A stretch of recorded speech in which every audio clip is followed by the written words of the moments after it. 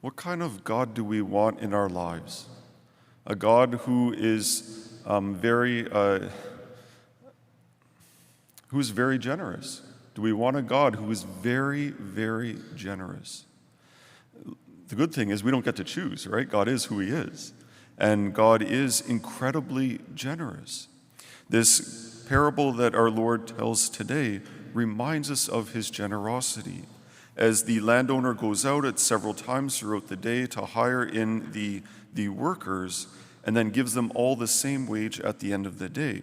The highlight is not that some got cheated, because no one was cheated, but the highlight is the generosity of the landowner, the generosity of God.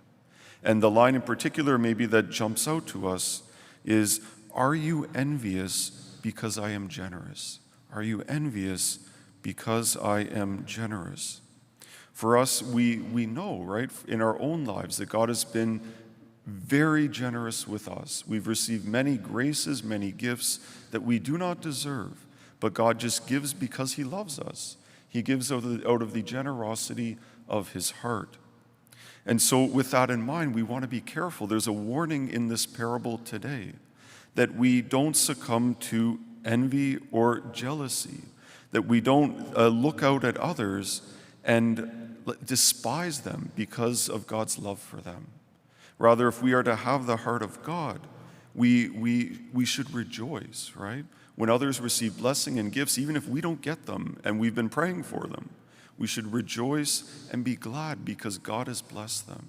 And that's a sign of real love. It's a sign of godly love when you can rejoice at the good fortune of others and not just turn it back on yourself and start getting angry or thinking that you've been cheated.